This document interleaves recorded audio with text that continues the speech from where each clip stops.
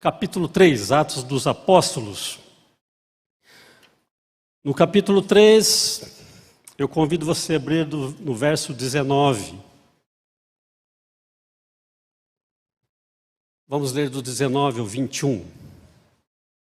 Diz o seguinte: arrependam-se, pois, e voltem-se para Deus, para que os seus pecados sejam cancelados, para que venham tempos de descanso da parte do Senhor, e Ele mande o Cristo, o qual lhes foi designado Jesus.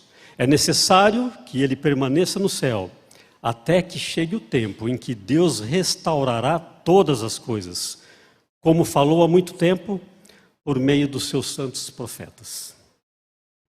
Haverá um tempo que Cristo se manifestará novamente, para que a obra da restauração seja feita completa. Mas até que esse dia chegue, nós temos que aprender a ser pacientes no Senhor. Se você já mexeu com restauração de obra da sua casa, algum ambiente, você sabe que não é do dia para a noite. Se leva um tempo para preparar um ambiente e deixá-lo como você planejou. Se você vai erguer uma construção, você sabe que vai um bom tempo. E o clima tem que ajudar. A restauração é algo que é um processo que às vezes é longo, é demorado. Mas a palavra de Deus, acabamos de ler que haverá um dia que Deus restaurará todas as coisas. Todas as perdas que você teve nesse mundo, um dia será restaurada. Tudo aquilo que consideramos importante, que perdemos durante esse processo de vida nessa terra, a promessa da Bíblia, e fiel àquele que fez a promessa, baseado no escritor de Hebreus, a promessa é que um dia nós teremos uma restauração que será eterna, definitiva. Mas quando a gente lê o capítulo de Atos, no capítulo 3, o convite é: arrependam-se e convertam-se. E o processo de arrependimento e conversão é você estar indo numa direção e você ter que mudar essa direção. Se você mudar de direção 360 graus, você continua nela. O convite é uma direção oposta, contrária daquilo que você tem vivido. O arrependimento ele vem no sentido que você percebeu que o caminho está errado, que você saiu dos caminhos do Senhor e causou dentro do nosso coração, através do Espírito Santo, um dissabor, uma tristeza tão grande que você diz: nesse caminho eu não posso mais continuar. Então o convite é: converta-se, vire para o outro lado, mude a trajetória. Acontece que, como seres humanos, talvez nós tenhamos tentado mudar de caminhos sobre as nossas próprias forças. E esquecemos, para que a mudança ocorra na nossa vida, nós precisamos da ação do Espírito Santo. Somente ouvir de Cristo não faz de nós cristãos. Assim como se você ouvisse muito de Buda, não faz de você um budista. Entende o que eu quero dizer? Porque cristão, todo aquele que aceita Cristo Jesus, que derramou seu sangue, é o direito de ser chamado de filho de Deus. Mas para que isso aconteça, eu preciso realmente olhar para esse Cristo, aceitá-lo de tal maneira que a minha vida seja pautada nos seus ensinamentos, nos seus direcionamentos e naquilo que o Espírito Santo impacta a minha vida, para que a gente possa seguir em frente, até o dia da restauração completa. Na alegoria de Jeremias, quando ele compara um jarro, um vaso que precisa ser restaurado, você percebe que Jeremias está dizendo que o vaso ele foi quebrado, mas desse mesmo vaso quebrado, Deus constrói outro, um vaso novo. Deus não descarta aquele jarro velho. Imagine você, pastor Ed, eu vou na sua casa e eu chego na sua casa, você tem ali um vaso trincado e colado. Que direito tenho eu, Marcos, de pegar esse vaso e dizer: pastor, vamos jogar isso aqui fora? Eu tenho direito de fazer isso? Porque o vaso é de quem? Do pastor Ed. E a casa é de quem? Do pastor Ed. Então, como eu, Marcos, vou tomar esse vaso nas mãos e levá-lo embora e dizer: esse vaso não tem mais serventia? E sabe o que eu quero dizer com isso essa noite para você? Se as pessoas que estão aqui na igreja estão todas quebradas, despedaçadas com os seus pecados, que direito tenho eu na casa de Deus de tirar essas pessoas daqui do meio? Se essa casa não é minha, é a casa de Deus. Como é que eu olho para um irmão em pecado e quero tirá-lo do meio do processo? Eu quero afastá-lo porque agora ele é um pecador que causou uma vergonha pública. E nós pegamos e vamos deixando essas pessoas de lado. Esse direito não temos, a casa do oleiro é dele. O vaso a ser construído e reconstruído é do Senhor, pertencente a Deus. Não é propriedade minha, nem do pastor dessa igreja, nem de nenhuma pessoa. E quando olhamos pela ótica da Bíblia, todos nós temos os nossos trincos, todos nós temos rachaduras, todos nós, de alguma maneira, estamos com durepox, com massa plástica, com fita adesiva. Qualquer que seja a metodologia nossa, queremos fechar ali os trincos. E a gente vem trazendo esses trincados da vida de uma maneira talvez tão triste, que nos causa tanta tristeza. A vida, ela realmente não é uma vida fácil aqui nessa terra. É por isso que o cristão ele precisa olhar para a promessa da restauração eterna. Porque tudo que está diante dos nossos olhos, Paulo vai escrever isso em 1 Coríntios, 2 Coríntios 6, é lindo o que Paulo escreve. Eu não estou olhando para as coisas que estão onde? Diante dos meus olhos, porque essas coisas são o quê? Passageiras. Paulo está dizendo, eu estou de olho nas coisas que são eternas, porque estas duram para sempre. Então, do que temos visto e diante dos nossos olhos, traz tristeza, sofrimento, traz mágoa, traz muitos pesares, traz. Mas eu não quero que você saia daqui com esse sentimento de que a vida não é boa. A vida é bela. Mas quando eu entendo que essa vida, ela pode ser restaurada, a promessa de um refrigério em Deus, eu preciso agora começar a buscar forças nesse Deus. E quando nós lemos hoje o capítulo 3 de Atos dos Apóstolos, o contexto desse capítulo, acompanhe comigo Atos capítulo 3, no verso 1, diz o seguinte: certo dia, Pedro e João estavam subindo ao templo, na hora da oração, às 3 horas da tarde. Estava sendo levado para a porta do templo, chamado Formosa, um aleijado de nascença, algumas versões, um coxo de nascença, que ali era colocado todos os dias para pedir esmolas. Algumas tragédias aqui. Primeira coisa, um coxo ou um aleijado, ele se locomove. A Bíblia não diz que é um paralítico. E por que é que esse camarada não tem andado? Por quê? Porque algumas pessoas o levavam todos os dias na porta do templo. As pessoas, o amigo dele, aquele que estava buscando fazer um favor para ele, de levá-lo todos os dias no templo, para que ele pedisse esmolas, esse amigo tirou dele a oportunidade de aprender a se locomover sozinho. Poderia ser alguém produtivo, poderia ser alguém que vivesse uma vida diferente desta.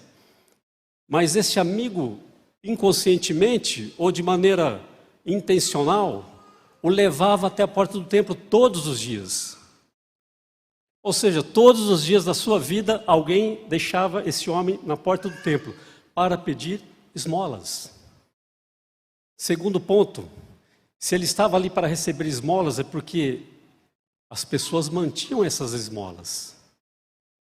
Além de alguém estar levando ele, alguém mais estava o quê? Dando esmolas.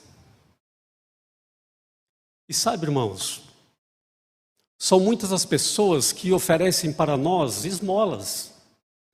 Quando nós pensamos no campo espiritual da coisa, o que você veio buscar aqui à igreja? Qual é a sua intenção real do coração de estar aqui diante de Deus nessa noite? Acontece que assim como esse homem tinha uma deficiência e não andava, e alguém mantinha isso para ele, esse status quo, e alguém financiava esse momento, eu quero te dizer uma coisa: é muito mais fácil dar uma esmola do que se interessar pela pessoa e conversar com ela. Esmola é um desfavor para qualquer pessoa. Porque quando eu ponho a mão no meu bolso e dou o dinheiro, independente, e geralmente você vai buscar o menor valor para dar para essa pessoa, quando eu faço essa atitude, eu estou dizendo assim, com ele eu não quero nem conversar. Está aqui o dinheiro, é isso que ele precisa. E é isso, será que as pessoas que estão aí do seu lado precisam? E as pessoas, nós, membros de uma mesma família, temos tantas coisas para ser resolvidas, expostas, dialogadas com os nossos queridos irmãos, mas ninguém parece estar muito interessado na minha vida pessoal. Qual é a certeza e a garantia que você tem que eu, Marcos Melo, tenho vivido uma vida tranquila? Você já perguntou para mim da minha vida? Essa pessoa que está do seu lado, está tudo bem com ela, será? É mais fácil oferecer um bom dia, um olá talvez, e muitos nem isso oferecem, do que eu realmente... E aí, Marcos, tudo bem? Boa noite, como é que você está? Porque algumas pessoas, somente pelo interesse que você tem na vida delas, ela já se emociona. Tem muita coisa a ser dita.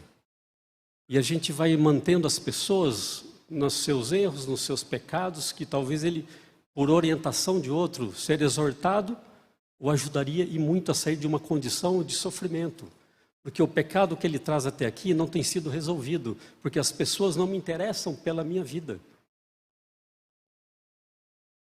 É mais fácil oferecer apenas um cumprimentar na porta, do que um sentar do lado e realmente um diálogo. Esses amigos que traziam esse homem e esses que mantinham ali a esmola, são do tipo de pessoas que, mesmo você sabendo que seu irmão está em pecado, você não tem mais coragem de dizer para ele que ele está em pecado. Entenda o que eu vou dizer, e algumas pessoas se tornaram frouxos espirituais. Porque não exorta mais ninguém, não admoesta, não diz, irmão, esse caminho que você está indo é muito perigoso. Esse caminho não agrada a Deus. Esse pecado é pecado. Diante da luz da Bíblia, se você abrir a luz da Bíblia, está errado. Mas por amizade, nós mantemos a pessoa no seu pecado como se fosse tudo comum. Então, esse cristianismo de relacional dos bancos da igreja, ele não pode ser somente de sentarmos um ao lado do outro. Temos que ter esse interesse realmente para que ajude essa pessoa na restauração. Porque pessoas que não têm buscado a Deus, têm se mantido em pecado, e ninguém diz para ele que ele está errado, e alguns até por ignorância, ele está perdendo a oportunidade de experimentar uma vida diária com o Espírito Santo, quando ele é confrontado e dito, se você continuar nesse caminho, você perderá a restauração eterna. Está tudo bem ser cristão. Não é olhar para a vida das pessoas e apontar erros, mas vendo que seu querido irmão está num erro, você pode dialogar com ele, com educação. Você pode oferecer ajuda às pessoas. Não mantenha seus entes queridos. Marquinhos, é melhor o meu filho fora da igreja, mas pelo menos tendo o meu respeito do que eu ficar confrontando ele, né? Ah, mas meu filho está por aqui, ele não vem muito, mas ele tem feito muitas coisas erradas, mas é melhor aqui, né, pastor? Será que é melhor realmente? Será que aquela tia que algumas pessoas, entendo assim, na minha dinâmica e rotina como obreiro da igreja, são muitas as pessoas que dizem assim para mim, Marcos, você pode estudar com uma prima minha, já foi pastor Ed, já foi pastor Gério, pastor Denilson, pastor Júnior, já foram lá uns 4 pastores, mas ninguém convence ela. E eu sou muito sincero, falo, olha, então nem eu. Porque ela está dizendo assim para você, eu não quero saber disso. Ela está expressando. Porque esse convencimento é do Espírito Santo. Mas algumas pessoas se cansam de lutar por essas pessoas e acham que é mais fácil mantê-la aqui de alguma maneira, mesmo com o pecado, do que dizer para ela que ela está num erro. Deixam de falar. Deixam de comunicar que há uma esperança, há uma promessa a ser o quê? Conquistada. Porque tudo que o céu pôde fazer para nos salvar, irmãos, o céu já fez. O céu já pagou um alto preço por isso. Não é justo agora, eu vendo meu irmão no erro, deixá-lo de fora dessa promessa e eu buscando essa promessa.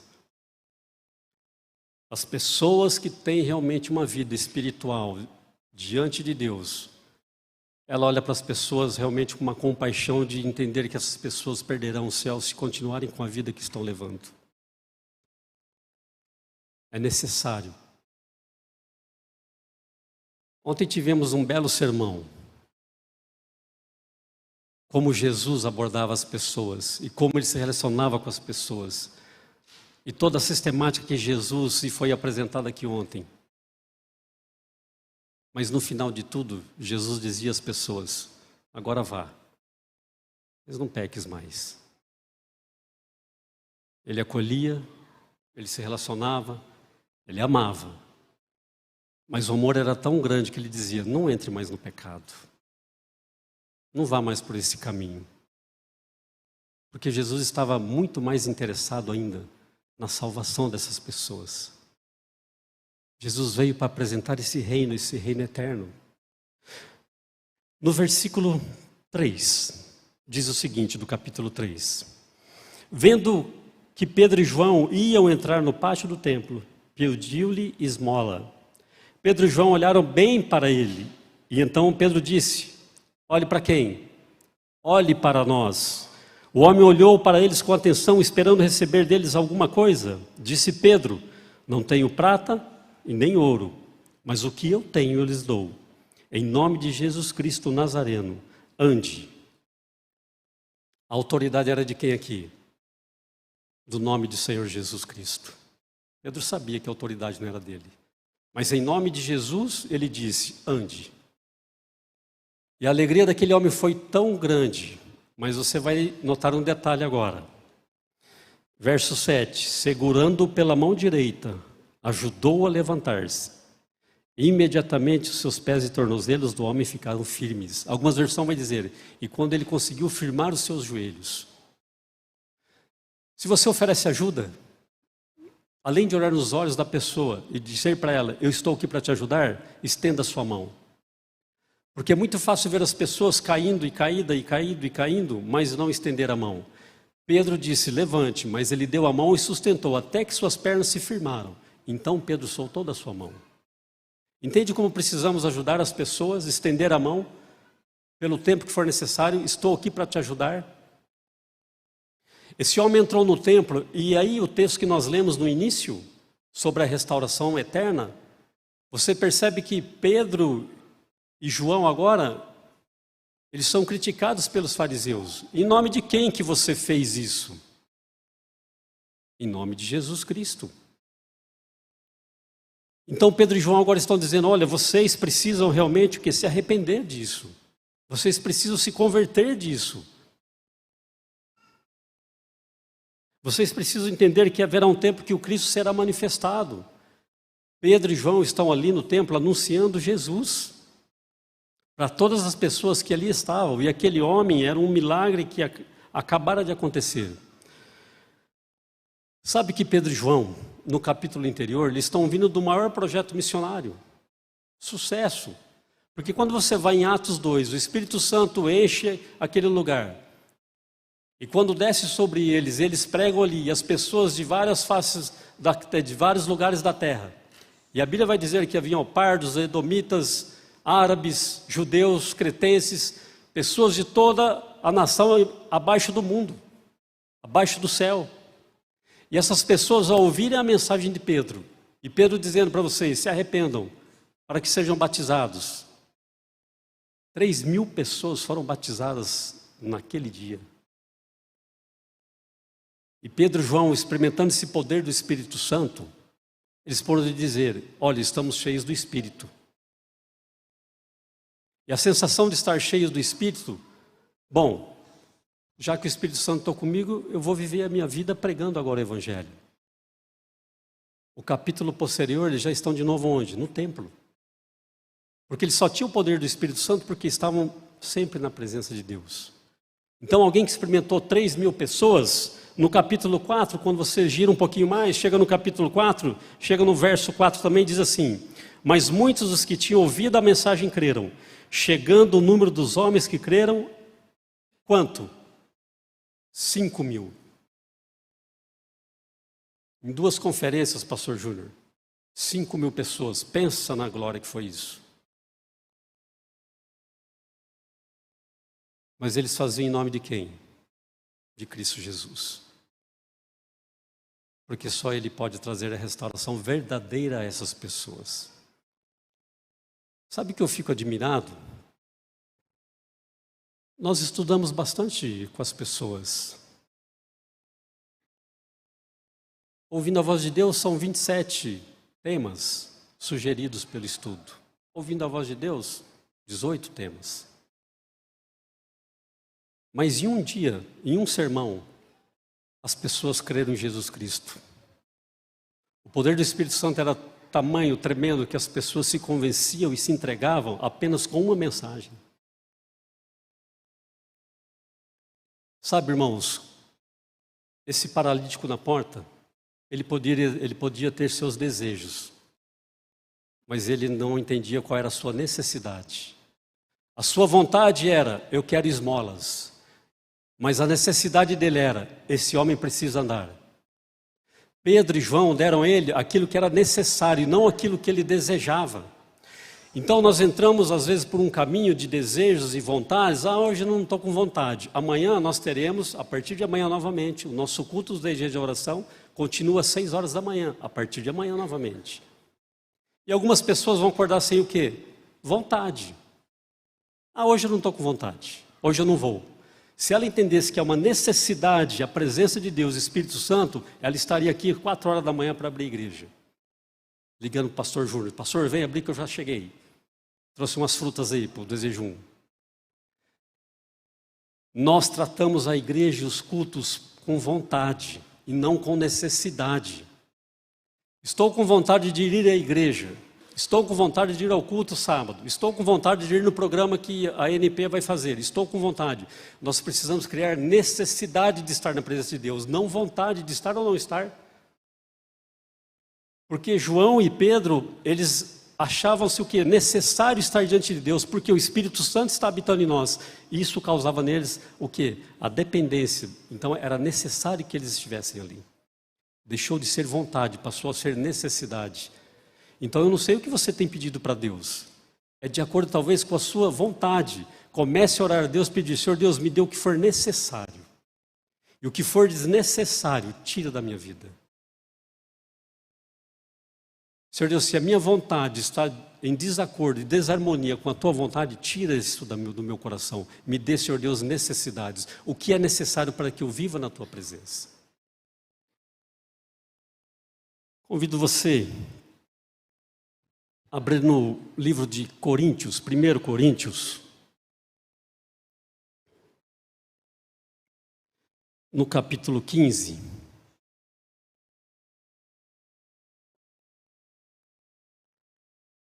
Quando a gente pensa nessa terra, nesse mundo como ele é,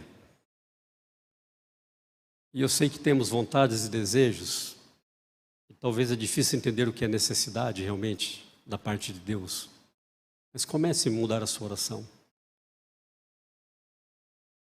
Porque a vida ela vai passando. A nossa história vai sendo construída e vai passando. E os nossos cabelos vão ficando brancos. E a nossa pele vai mudando. E a gente vai envelhecendo. Porque uma coisa está bem clara para nós quando a gente olha no espelho. O salário do pecado é a morte. Causou em nós isso. E se eu entendesse, olhando para o espelho, que eu só estou envelhecido por causa do pecado, nosso desejo de vida eterna seria muito maior. A vida terrena já não importaria mais. Essa vida aqui já deixaria de fazer sentido. Por quê? Porque essa batalha nós estamos perdendo dia após dia quando você está envelhecendo. E Deus está dizendo assim, mas eu tenho vitória. E quando chegamos no capítulo 15 de 1 Coríntios, no verso 26, vai dizer assim: o último inimigo a ser destruído é quem? Morte. A vitória final sobre todo o pecado é a vitória sobre a morte. Haverá um dia que nós não teremos mais o problema da morte, porque o pecado foi vencido na cruz. Mas Jesus agora veio resgatar aqueles que foram fiéis a Ele. Aqueles que aceitaram viver, aqueles que pararam de pedir esmolas às pessoas. Aqueles que tomaram uma atitude diante de Deus e disseram: eu quero o Espírito Santo, eu não quero esmolas. Eu quero ajuda, mas ajuda para seguir a Cristo Jesus. E Paulo, ao dizer, continuando o texto de Coríntios, no verso 51, ele diz: eis que eu lhes digo o mistério. Nem todos dormiremos, mas todos seremos o quê? Transformados. No momento, num abrir e fechar de olhos, o som da última trombeta, pois a trombeta soará. Os mortos ressuscitarão, incorruptíveis, e nós seremos transformados. Pois é necessário que aquilo que é corruptível se revista da incorruptibilidade, e aquilo que é mortal se revista da imortalidade. Quando, porém, o que é corruptível se revestir da incorruptibilidade, e o que é mortal da imortalidade, então se cumprirá a palavra que está escrita: a morte foi destruída pela vitória. A vitória de Cristo. Eu espero que você seja um vitorioso no final de tudo isso. A triste notícia é que se eu perguntasse para você: você conhece o dia da sua morte? Não sabemos. Mas para aqueles que são vitoriosos, o dia da sua morte só é um passo diante da vitória. Porque quando Jesus voltar nas nuvens do céu, Ele trará juntamente com Ele todos aqueles, e Paulo vai dizer que os mortos em Cristo ressuscitarão primeiro. Apocalipse 21 vai dizer que lá não tem mais morte, sofrimento, lágrima. Novos céus e nova terra. Agora, essa reconstrução, ela é eterna. Mas, amigo, até que chegue a eternidade e essa restauração completa da eternidade, mantenha-se fiel. Ore a Deus, clame a Deus, abra o coração a Deus. E se precisa de ajuda, converse com alguém. Diga a ele: pastor, eu preciso de ajuda. Tenho sido falho, pastor, a minha família tem se perdido. Pastor, me oriente. Me oriente, pastor, eu não quero perder a salvação. Eu quero a restauração eterna na minha vida. Mas para isso temos que ser restaurados já, desde agora. Que Deus abençoe para você, porque Paulo vai dizer que a coroa dele já está guardada. E Deus dará, no dia da sua vinda, a todo aquele que foi fiel a Ele. Que Deus abençoe você.